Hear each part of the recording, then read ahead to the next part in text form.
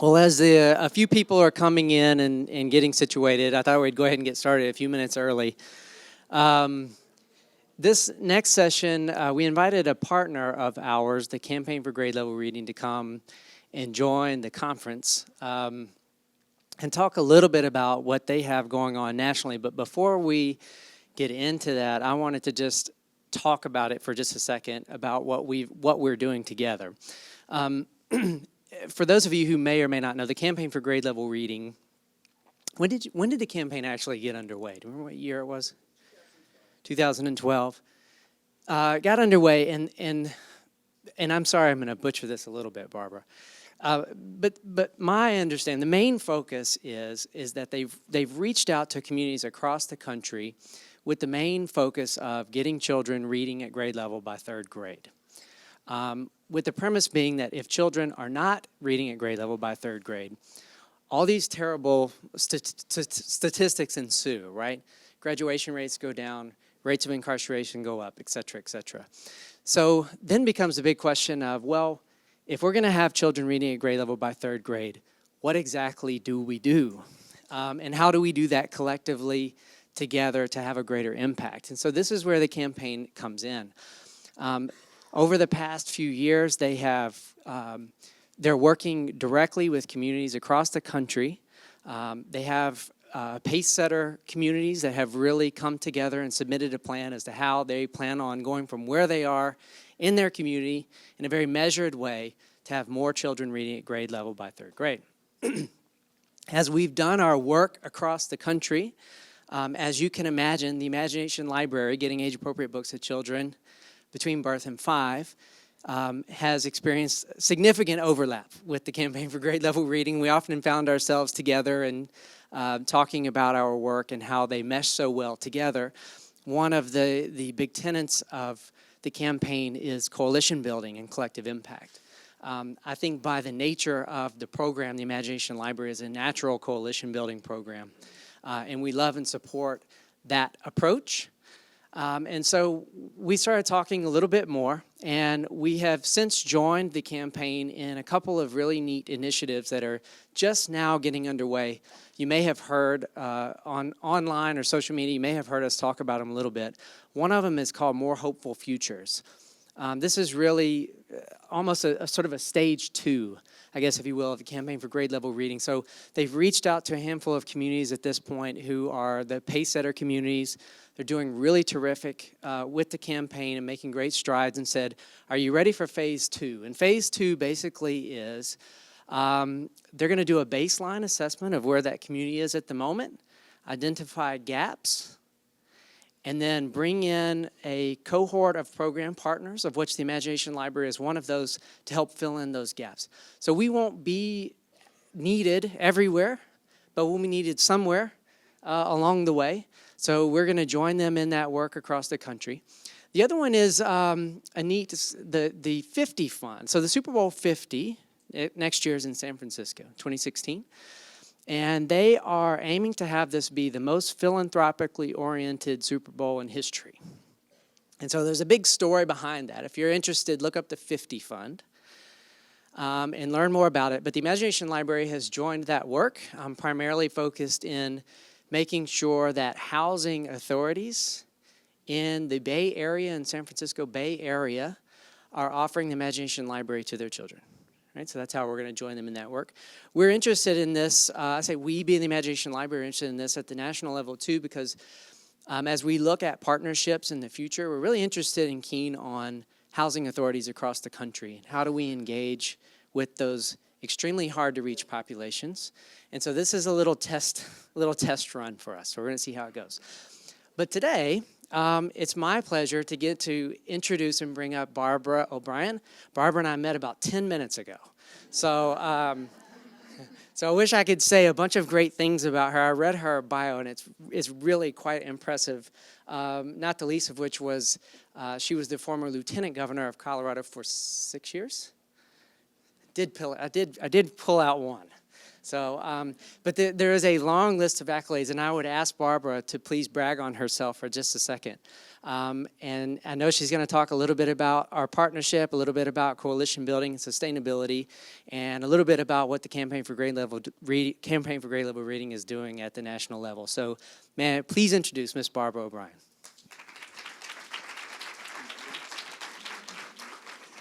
Thank you. Am I close enough? Is that projecting? I was thinking about all the ways that Colorado and Tennessee have connections when I was writing out here. First of all, what a beautiful part of the state you live in.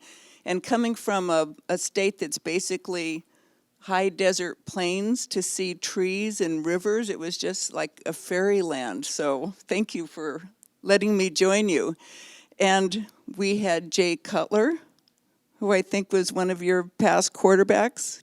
He and Denver didn't get along that well, but Todd Helton, the baseball player, I think came from here. Anyway, we adored him. So we're, Peyton Manning, we adore Peyton Manning.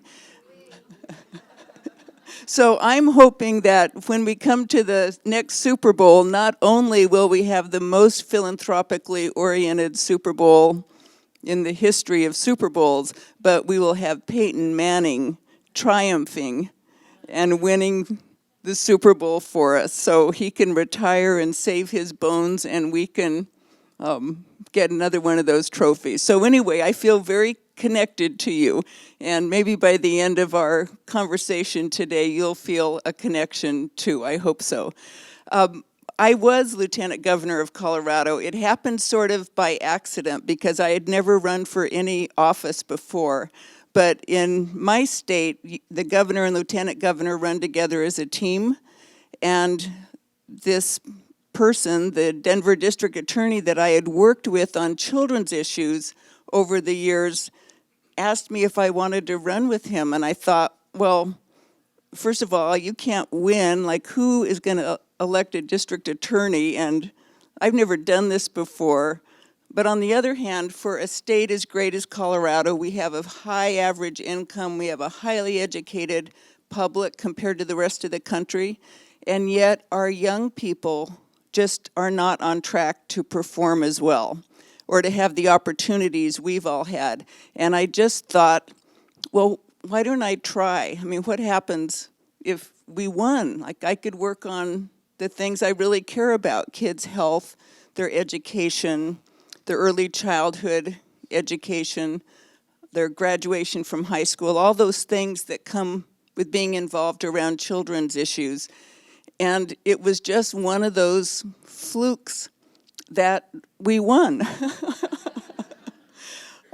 So it's not something to be in office is not something that I have a fire in my belly about. It was one of those one-time, you roll the dice and see what happens. What I have a fire in my belly about is trying to make sure that every child in our great country gets a chance to become the best person they can be and to follow whatever dream they have for themselves, and to make sure that our communities create the infrastructure, the supports that let families and kids go on and do something with themselves.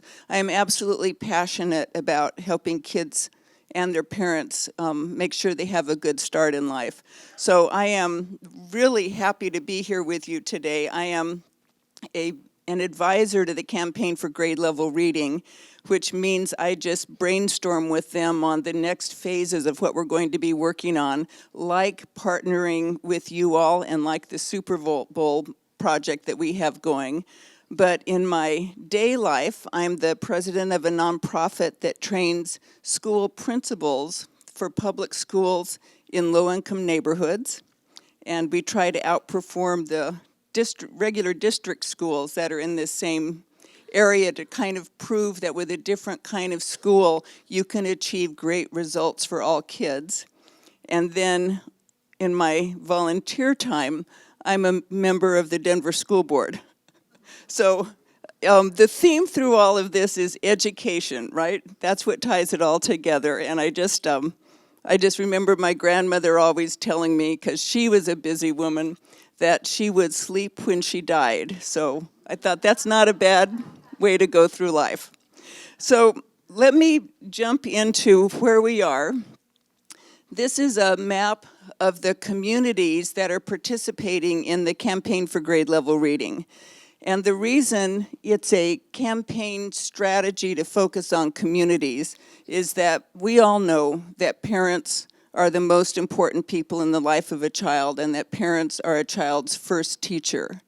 But we also believe at the Campaign for Grade Level Reading that there is a whole lot that is actually the responsibility of a community, and that we are where we are because the generation ahead of us made sure that there were libraries and parks and schools and all the things that let us grow up to be involved in such important work, and that it's our responsibility as members of a community to make sure that the same opportunities are available to the generation that comes behind us. And I think we all know that there's a whole lot more to be done in making sure that vision is a reality, that for lots of reasons, a whole host of reasons, there are a lot of kids in every community that are behind and will probably never catch up. So the goal of the campaign is to work with communities around the country to focus on the core things that they can do to make sure every chance is available to kids to get a good start, that they grow up in homes where their parents know how to be good parents, where they have books and in the home and they're awash in language because they have conversations as they get older with the adults in their lives, that we make sure that they get their vision and their hearing and their asthma treated, those health issues that can limit success in education, make sure those are being taken care of at the community level. And then to go on and make sure that when they do get into school, that they are getting the kind of enrichment opportunities through summer school or tutoring that can help them be successful in school. So our work does not go into the classroom or the school. We figure there are lots of people working on that, and you in Tennessee know more than most states do what a statewide push on the public education system can do and what its limits are.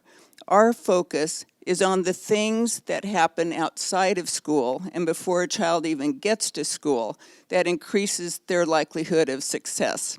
So we are in 161 communities across the country.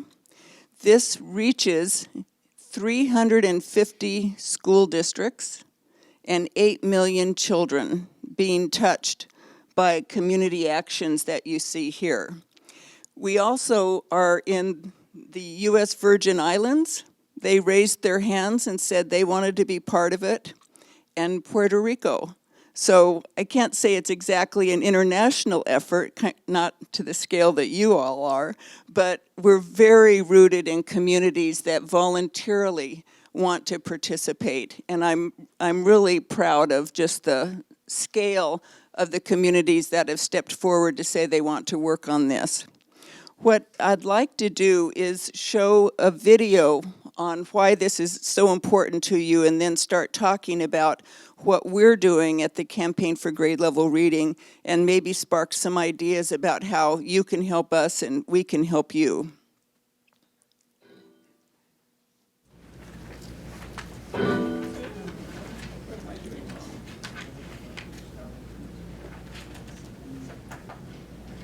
promised I would get this right.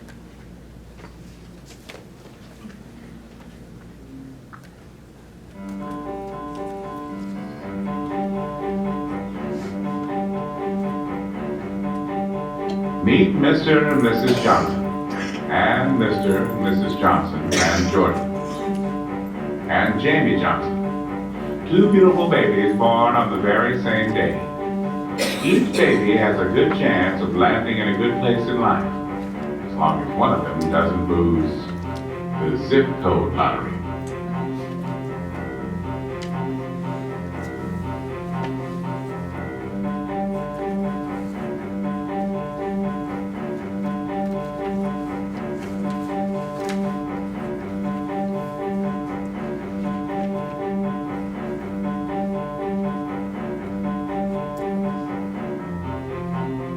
1 million babies each year.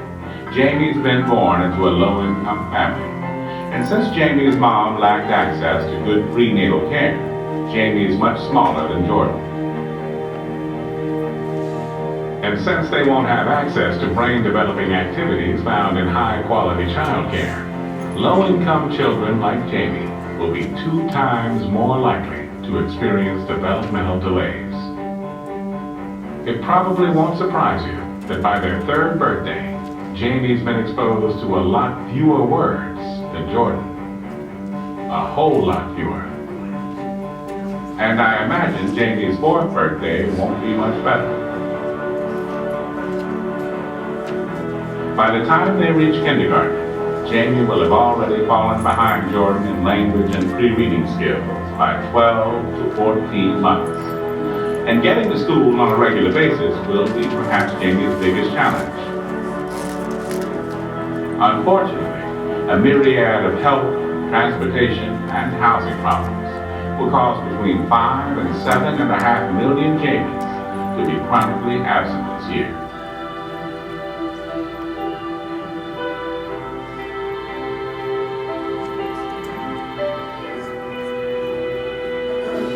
But with summer right around the corner, you'd think Jamie would have plenty of time to catch up with Jordan then. Sadly, summer presents new challenges for Jamie. A mountain of challenges. You see, every summer, Jordan's learning will evolve by a month because of access to libraries, field trips, and camps, while Jamie will lose 2 months of school learning every summer because good habits such as reading haven't been reinforced. By the time they reach 3rd grade, Jamie will be between 2 and 2.5 school years behind Jordan in critical reading skills.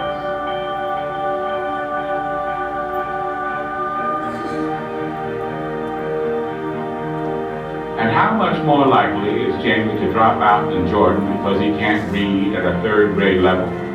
13 times more likely, and the results of which are frankly catastrophic.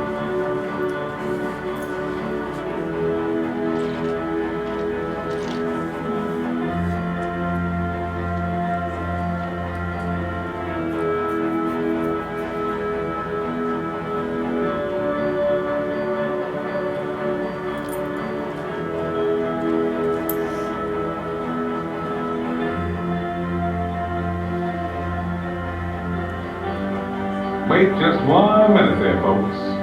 The story doesn't end right there.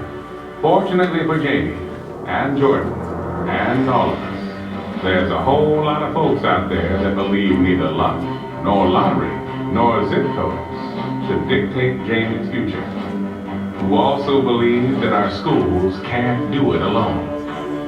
Luckily, there are leaders, organizations, and good people out there that are dedicated to believing in a whole lot more. The solution right now is relatively straightforward, if we can commit to 4 things. Number 1, we need to make sure our kids are healthy and ready for school. Number 2, we need to ensure they grow up in a word and book-enriched environment. Number 3, we need to engage them in healthy and educational activities over the summer. Number 4, we need to make sure that Jamie attends school every single day. Because at the end of the day, you and I both know that lotteries, zip codes, and plain old dumb luck don't really author our children's future. We do.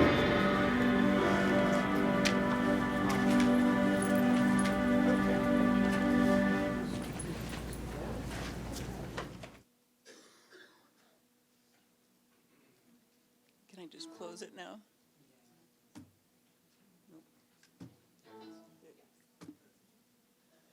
Good.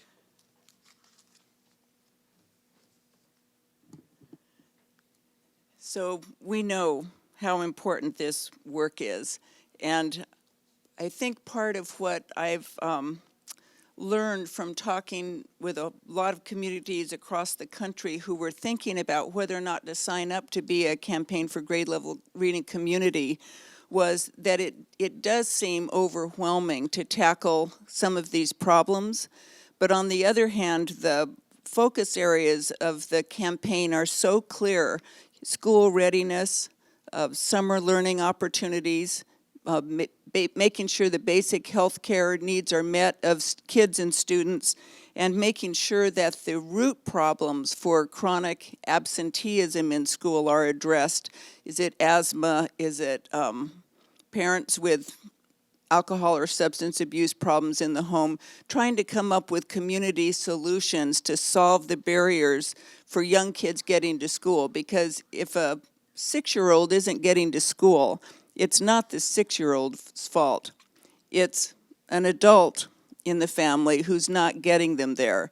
And so coming up with very targeted, specific solutions to tackle these areas seems more manageable than taking on generational poverty or chronic school failure in a family. So what I've heard is being able to wrap your arms around one piece of this and to know that others are working on their piece and that they're adding up to something important and bigger than us all is really important.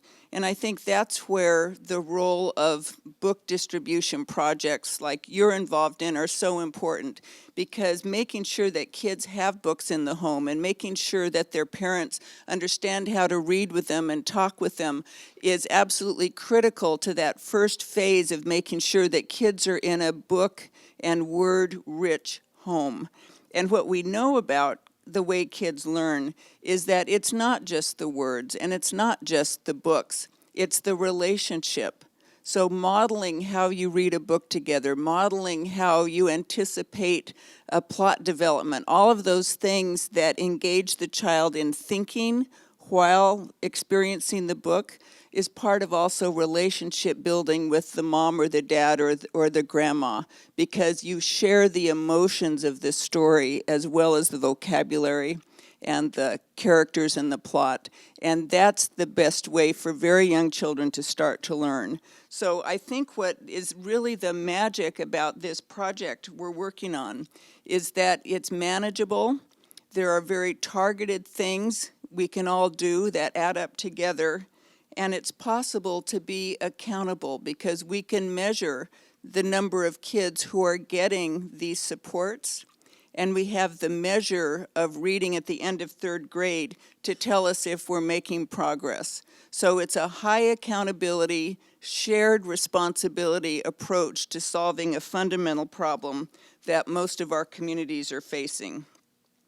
The other thing that I think is really powerful about this work is that we are focusing as much as we can on making sure what our communities do is very data-driven, that we have metrics, measures all along the way, because it's easy to want to do a good thing. It's easy to feel good about volunteering. But if you can't measure that the kids are actually benefiting from the work, then ultimately we're not going to reach our goal of more kids, 1 million more poor kids are reading by the end of 3rd grade. And with all the testing that we're doing in this country, and Tennessee kind of led the way on that, so for better or for worse, some of this responsibility for the high testing environment for kids is rooted here in Tennessee. The good part about it is that for very young kids, for the first time in most states, we're starting to see whether or not the majority of our kids are ready for school, and if they're progressing on track at every grade to hit the goal of being able to read by the end of 3rd grade, and then ultimately to graduate from high school. So I think it's a very doable, community group, data-driven way to make sure that we are trying to get more of the kids in our communities reading than we've been doing so far. In many of the communities I've been in, there have been some very tough decisions about if this is important and if there are finite resources, how do you get the willpower to decide what you won't do to make time and energy and resources available for what will make a real difference. And I encourage you to be ambassadors to your community and to your state government about what works and the data you can show for it and what's not, and to make sure that we're not frittering away our time and our resources on things that might be a tradition in a community but haven't shown great results, so that we can double down on the things that really matter. And I think this issue of what really matters is important, because when we have 80% of poor kids not reading well by the end of third grade, we have a real problem. And it's all over the country. It's not just in Colorado or Tennessee. And when I think about how do we dream big, in this environment we're in where there's so much doubt that's always spread about people trying to do things, whether it's volunteerism or political, how do you get the courage to really have a big, hairy, audacious goal, like 1 million poor kids reading at the end of third grade who otherwise wouldn't be nationally? How do you do that knowing it's hard to move the needle? And one of my favorite philosophers is Evel Knievel. Do you remember him? Crazy guy. He had a test that for his work that I think really applies to the work that we are all doing.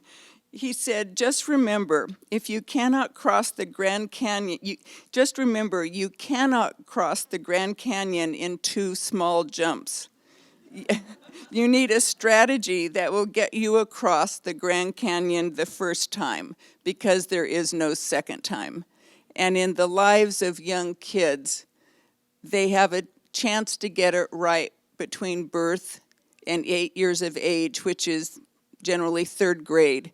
If we don't help them get that right, there's no second chance for that foundation of education that needs to be built up. So we can't shrink from daunting goals. I think we have to keep the big strategy and goal in mind and then do the piece that we can do, but collaborate enough in our communities to know that you have friends and colleagues and neighbors who are picking up the other pieces. And all together, you can measure the progress that kids are making. So that's what we think about at the Campaign for Grade Level Reading. What are the ways that we can align all of our work? What are the ways we can link together? And what are the ways that we can reinforce each other so that the effects for kids are lasting? So there are 3 of our main strategies that fit this test of aligned, linked, and reinforcing. The first one is quality teaching for every child in every setting. And I want you to notice that I did not say a quality teacher in every classroom. We are not talking about what happens in the classroom.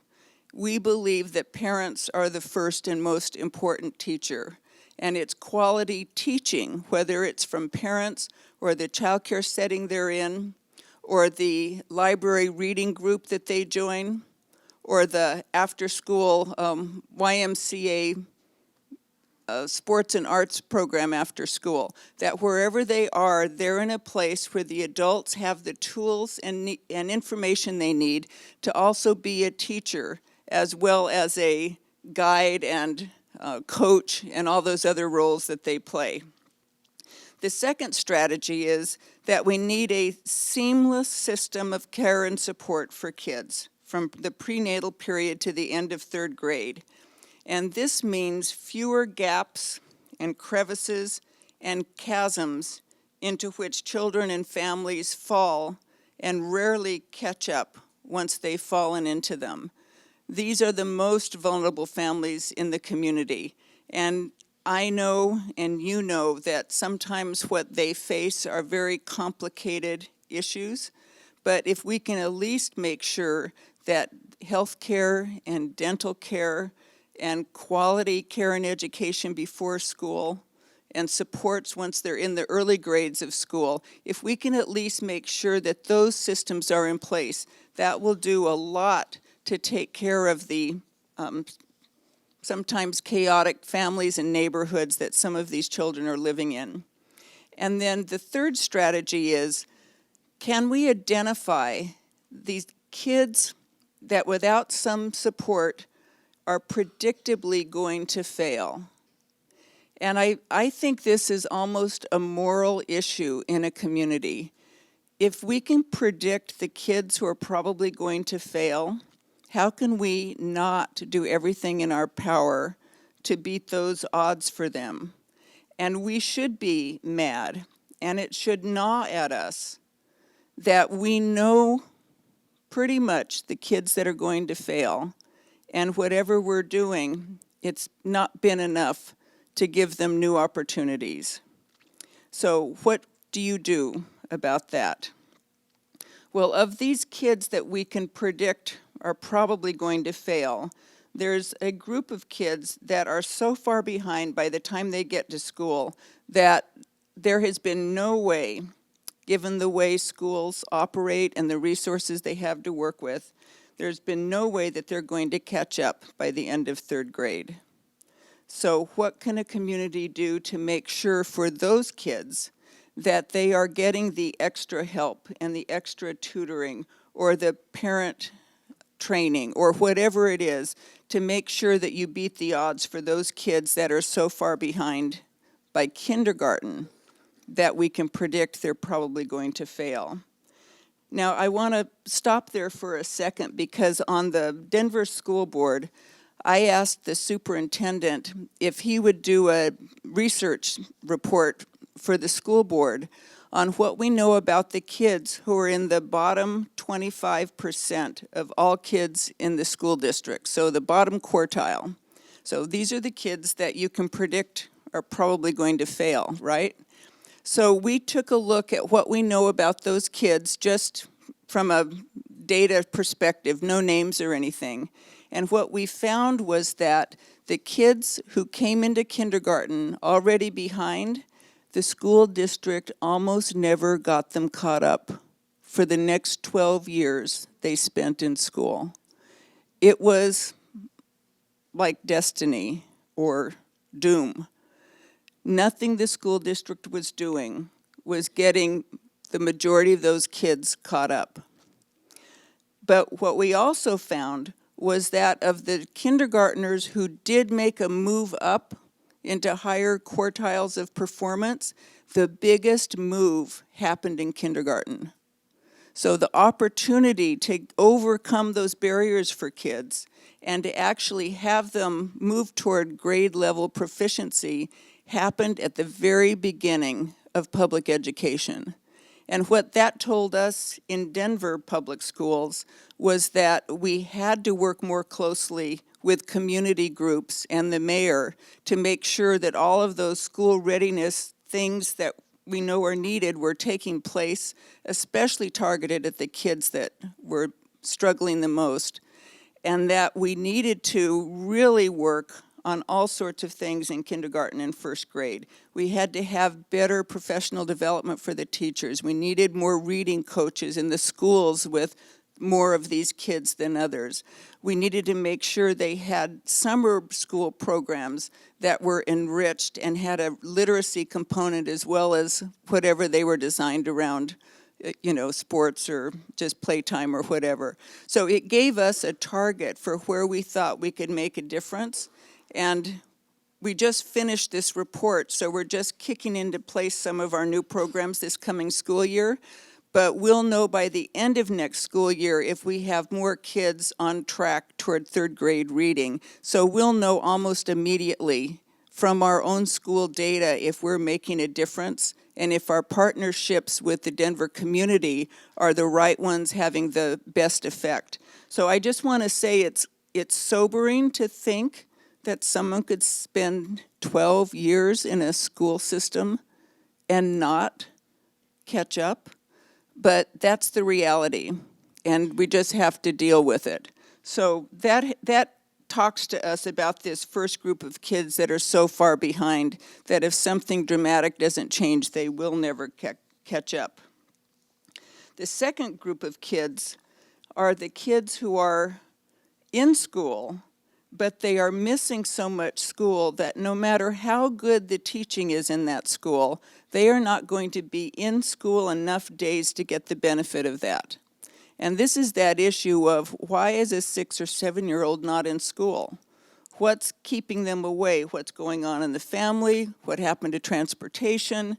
Do the parents know that kindergarten is important? I mean, all of those things can trigger a community response to find out what's keeping 5, 6, and 7-year-olds from going to school every day, and figuring out from the community what kind of things can help that family solve the problem that's in the way of school attendance and help them get their kids to school on a regular basis.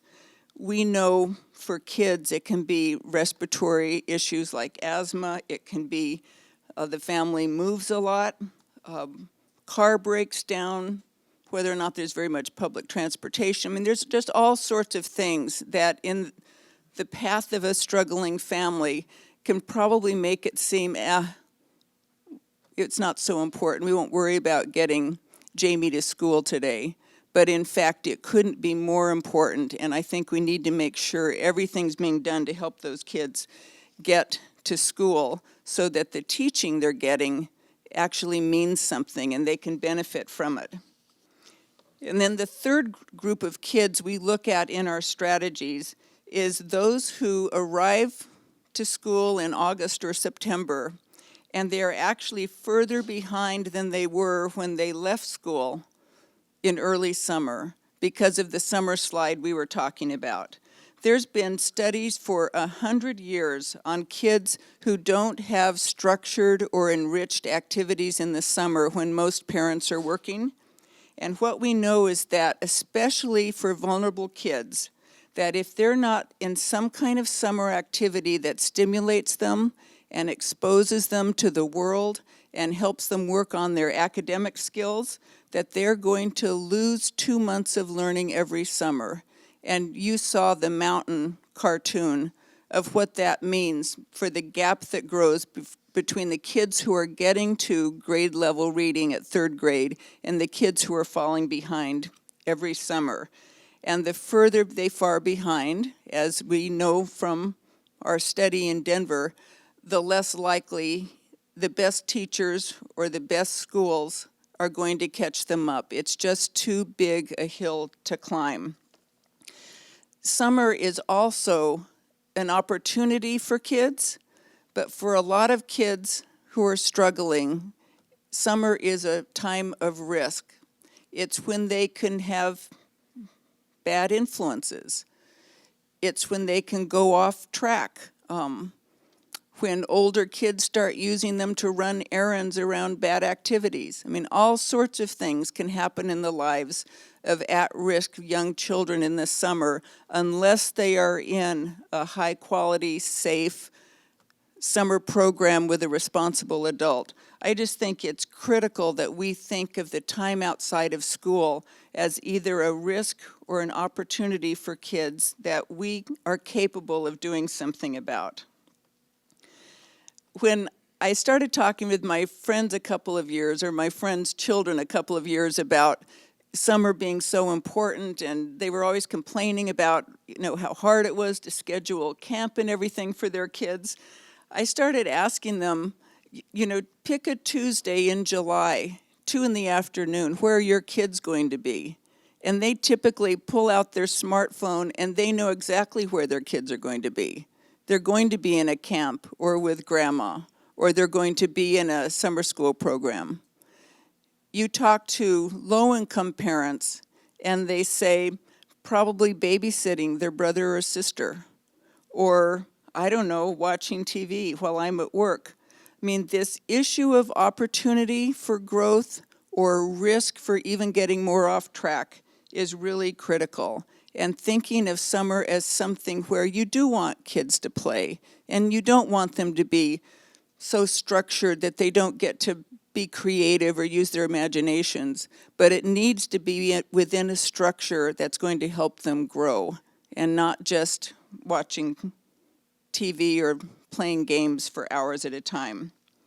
So these are the places where we think that if we can help communities really focus where they put their attention, talk to their local foundations to help them get funding, and then to insist on data collection so they can measure the impact they're having. We really are seeing in a number of areas, I will say, not community-wide in places like Los Angeles or Denver, but in smaller communities, we're already starting to see more kids passing their state reading test, more kids testing as ready for kindergarten in state kindergarten assessment tests, which most states now have. We're starting to see the needle move on how ready these kids are to take their formal learning in public education. And I'm very, very hopeful. I haven't seen this in so many projects I've worked on and over the years. We're seeing the needle move right now for kids in our communities.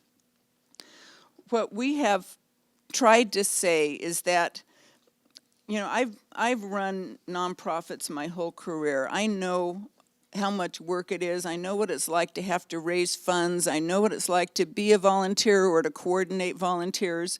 But we have to find a way to work together on these issues so that we're reinforcing each other and not just staying in our own little silos. And I think that's part of what you are doing here at this conference, but it's also part of the campaign for grade level reading to pull people together and try and figure out how in your busy lives can you connect with another person or another group so all this comes together. And I think that Imagination Library as a partner is absolutely wonderful for this movement, because there's no question that having books in the home, having parents know how to read with their children, making sure that books are appropriate to the age development of the children is absolutely vital. And it's a part of the puzzle of figuring out how do you make sure kids don't fall behind before they even enter kindergarten.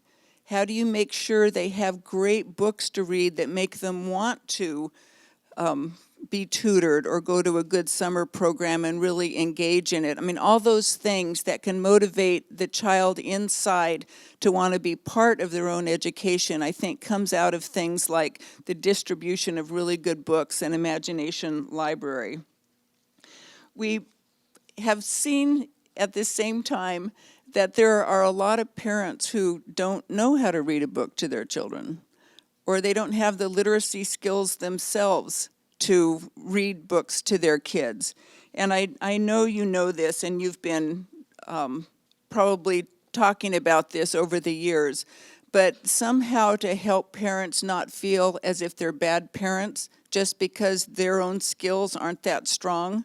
I mean, it's really about the relationship between the child and the parent.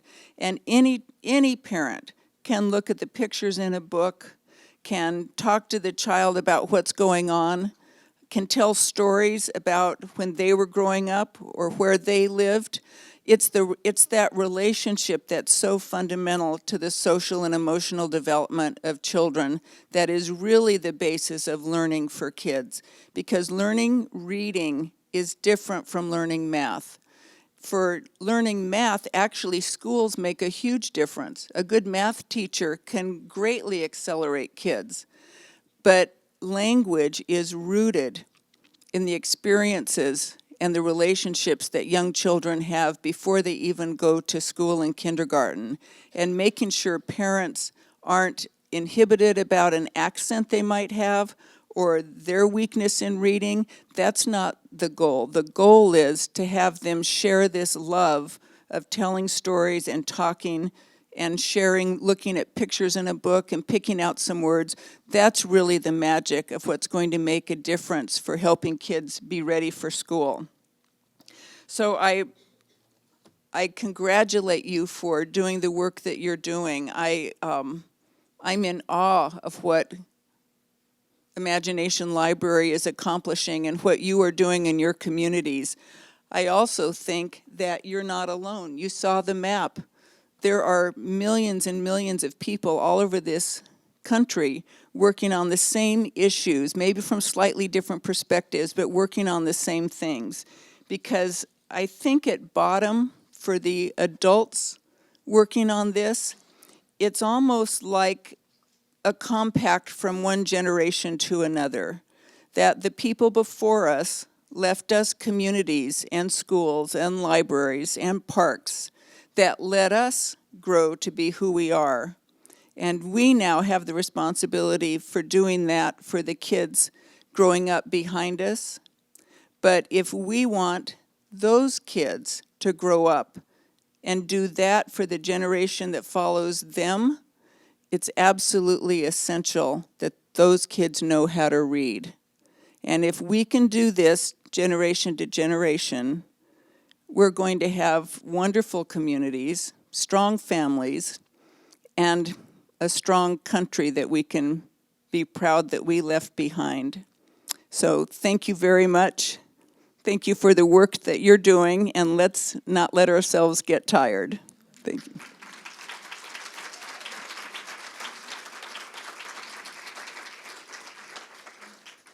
So I'd be happy to take some questions. Yes. Yes. So I was just curious, you talked about those 25% of the children making that jump in kindergarten for intervention. Do y'all have public pre-K in Colorado? Yes, so the question is, talking about the children, the 25% bottom quartile and the ones who made the jump up toward grade level proficiency, do we have pre-K in Colorado? So we actually have universal preschool in Denver. Our city passed a sales tax to fund preschool in Denver, and our state has preschool for low-income kids. There's a waiting list, but it's there. And yes. Are you doing any intervention and targeting strategies? I mean, obviously, the lower you go, the quicker you catch that gap before you hit the kindergarten. So I was just curious to know if you had any efforts going on in 0 to 5. Could you all hear that question? Whether or not, in addition to having preschool in Denver, if we have any interventions going on between 0 and 4 before preschool, and you start, or even 5 earlier. You know, we are weaker on the interventions before preschool. We have a lot of groups, but there are kids falling between the cracks. There's nowhere near reaching all the kids that we can predict are going to fail. So we are working with the mayor right now on trying to make sure that at least in the neighborhoods where you have a high concentration of kids who are not on track and are at risk, that we're redoubling mental health and food programs and those kinds of things. But there are cracks in that system. I will admit that. The other challenge, and now this is going to be a little bit more technical, but in this study we found that what we thought was ready for kindergarten and then ready for first grade, so it's DRA, if some of you know that, we thought DRA 4, now I'm getting really technical, was sufficient to say that kids are ready to move on to first grade work. It is not. We are thinking that our standards for what's ready for kindergarten and then ready for first grade actually have to be a lot higher, and this is causing quite a conversation in the early childhood community in Denver, because how they would meet higher standards in a short amount of time is overwhelming for them in terms of certification and professional development. And so we're having a very painful conversation about what it truly means to be school ready and then first grade ready. But it's an important conversation and we have to do it. Yes. I'm from a community in Greenville, North Carolina, and we're just in the early stages of a literacy initiative in our community. And I've spoken with our state director for the campaign for grade level reading. And we're really considering using Imagination Library as a tool for supporting the preparedness for kindergarten as our primary pillar. When I spoke to her about that plan, she questioned me and challenged me to find research that showed that Imagination Library or anything in early childhood really works. I know. But what I'm asking you for is, so the information that we're gathering here seems appropriate to me. However, I also know that a lot of what I'm seeing as references are not necessarily peer-reviewed publications. And so I'm wondering, you're coming from a campaign for grade level reading place and saying to us that this seems like a great tool. Do you have the information that I can take back to my state coordinator to use that as ammunition to say this is something that will work for us? Let me lift that burden off your shoulders. I will personally help with that. If you want to get your own information while I have a conversation, you can look up the Institute of Medicine, which is a national scientific body of the federal government, which has reviewed all of the literature on early literacy and reading, and they're all peer-reviewed studies with control groups, and I mean, it's like the good housekeeping stamp of approval. In this person's defense, I'll find out, but sometimes what happens is that when people do book drives, but they don't accompany it with how do you read to children, what's the part of the book distribution that really produces the relationship and the vocabulary and the thinking, like open-ended questions. So what she might have been talking about was that by itself, without the modeling and the help, doesn't do a lot? Okay. All right, well, I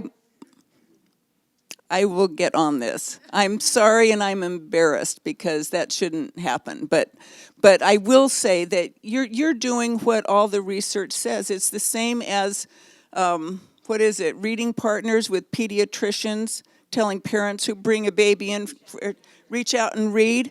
They talk about how you model reading. I mean, there's plenty of evidence for this. So I will find out what is going on with that.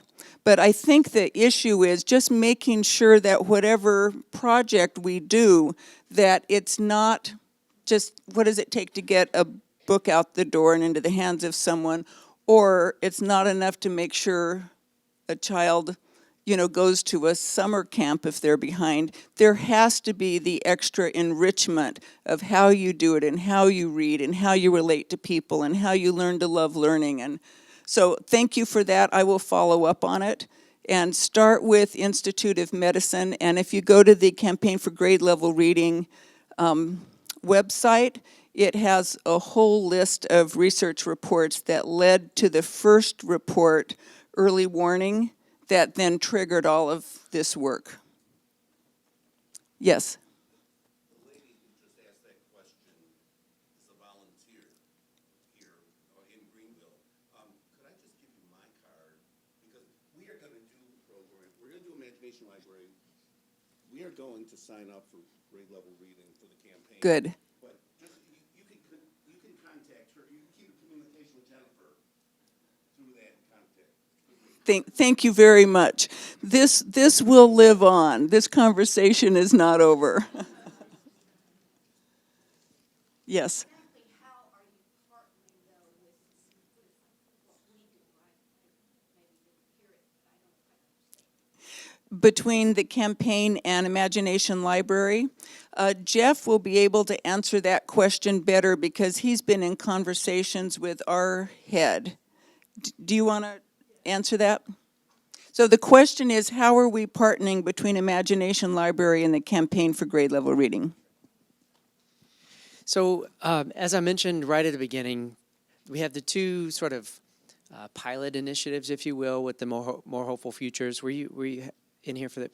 Okay, so the More Hopeful Futures and the partnership with the 50 Fund for. Okay, and so maybe we can chat about it right afterwards real quickly, but More Hopeful Futures is an initiative that's just now getting underway. Actually, I think in the latter portion of this year will be taking off, and I'll catch you afterwards and we'll talk a little bit more about it. But our relationship with the campaign has been sort of undefined. We've worked together for a few years now, and sort of, like I said at the beginning, sort of crossed paths quite a few times. We support each other's work, and it's a natural fit because of the work that we're doing. But so we sort of said, well, the campaign is growing. Obviously, the Imagination Library is growing, and let's see if there's some significant things that we can do together to help further this work. And it's all in the interest of, as Barbara pointed out, we don't live in silos here, and we're all working on the same projects. And is there a way that we can come together to do something significant and sort of catapult this work further into the future? So More Hopeful Futures is one. The 50 Fund is one where we're going to test the waters a little bit and see where the sticking points are. Is there things that we do really well together, or some things that we don't do so great together? Yes, the public housing was with the Public Housing Authority with the 50 Fund. They're going to connect you with the populations they're working with to try to get their children enrolled in our program. Is that? That's correct. Yeah, in some places, that's part of what More Hopeful Futures is going to be about. So let me give you one example, and this is completely hypothetical. Let's say we go into a community in Jackson, Tennessee, for example. Jackson, Tennessee is a terrible example because we have an Imagination Library. Let me go to some community in Mississippi, for example, and say that they're a campaign for grade level reading pacesetter community, and they've done a baseline assessment. And one area where they've identified that they're not particularly strong is age-appropriate reading material for the children before they arrive at school. Let me reach out to the Imagination Library and say, hey, this is a perfect fit. Right? This community is doing a great job at supporting healthy outcomes for children, but part of healthy outcomes is making sure they have age-appropriate reading material at home. Can you come in and give priority to this community to help get them underway quickly? The campaign is already going into these communities and working to identify a funding partner, so it's just a matter of going in and getting launched quickly. So we're going to test that out a little bit and see how it goes. There's also a couple of states that we're interested in where the campaign has done particularly strong work at a statewide level. And so we want to go in and see, can we affect significant change together at the state level as well, to both further the work of what the campaign is doing, making sure children are reading at grade level by third grade. The Imagination Library naturally does this, right, by making sure that the age-appropriate reading materials are there. I'll go on to say this almost every time I stand up and talk with someone or with a group of people. We love the Imagination Library, but it's not a panacea, right? It does not solve all of the problems. It is a piece of the puzzle, making sure, as Barbara was pointing out, making sure that a child has a healthy environment, that we remove some of these obstacles that allow them to become successful are all there. And we love seeing the Imagination Library in a community that is providing a host of supports that have built around the Imagination Library, and they use these personal connections with these families that the Imagination Library affords to invite them to take part in these other services that the community hopefully is providing. So that's sort of where we see the partnership going. Yes, and this is Jenny Carmody from Syracuse, who's a perfect example of how to do this. Okay, so we happen to be, we're Syracuse, New York. We are a campaign community. So we're already part of the campaign for grade level reading. We chose Imagination Library as a centerpiece of our early childhood effort. Not only is it it's an incredible book distribution program, as you know, but we use it as an organizing tool. So that's our connection with Imagination Library. And interesting enough, today at 4 o'clock, Frank Ritzy is going to be explaining the evaluation piece of it. And that is the piece that we're involved with and we're working towards. That's in a nutshell. Not to be missed. It's going to be exciting. Isn't that right? I'm not putting you under pressure. In Arkansas, we're a statewide campaign for grade level reading state. That does not mean that we're in every part of Arkansas, although we're trying that. As part of the Arkansas grade level reading campaign advisory council, we we're part of a strategic plan that not only we, but Hippie, Head Start, Reach Out and Read, Arkansas Kids Read. It's when you sit around the table at a council, you realize that we are all not in silos, but riding the same train with the same goal. And each of us, we're the tool that Hippie and Head Start use, for example, not the only tool, but these other programs can't afford to put a book in every child's hand once a month. But if they're there, they're the tool that they can all use. So can our pre-K 3rd and 4th grade teachers. It's when the book comes into the class or into the home, 3 and 4-year-olds, excuse me what I said, they can use the lesson plans and the things that are attached to the book by that level because of the soft covers for the parents to use, and she has little activities that she can go home and get that piece of parental community involvement that every Better Beginning school has to have in our state. As the evaluator sitting next to me knows very well. But she presented yesterday. Some of you saw her. Pam told her. But anyway, it's happening in Arkansas. They are helping with some funding, but we're all pulling in the same direction. Yes, ma'am. Question, how do you become a part of this campaign for your community is one of my questions. And I also work with parents, but also work with child care providers and center directors. That would be a key component because they touch these children's lives before they ever get to kindergarten, before they ever get to 1st grade, before they ever get to those areas. So how do, as the community that I'm from, which I'm from Fort Riley, which you come to Fort Riley, you can go anywhere. So I would like to find out more about how to become part of the campaign. So usually there has been sort of a sponsor in a community or a state, so a United Way or some organization that has made startup funding or provided volunteers available to a community that usually convenes around trying to figure out what they need to do to get the best results, because what kids are dealing with in different communities can be different. So usually there's some convening group. In Denver, it was our mayor. I know it in Kansas City, it was their United Way. So are you in a community that has kind of a lead convener who maybe could get a group of you? My organization and I work with our city councilmen and like our mayor and some other people in our community that we meet on a monthly basis. Great. So I should get do you have a card or contact information that I can pass along to someone who can talk to you about they can connect you to and how you can do this? What we want is exactly what you're talking about, is that the Campaign for Grade Level Reading doesn't fund projects. What they do is try and be a catalyst to get groups like yours to decide we want to do this, and then help connect you to people who have either had a similar experience or if they know a foundation in your area who might help with money to convene people. So we can help with things, but I just need to get your contact information and I'll pass it along and we'll follow up. I have time for one more question, I think. Yes. So I actually don't have a question, but I am launching the Imagination Library in Denver in August. So there is a way that we could talk after this. Sarah from Denver. So. Excellent. I'm going to go visit my 93-year-old dad in July, so I know for a fact I'm in Denver all of August, and we can figure this out. So thank you very much. I don't want to be between you and your lunch.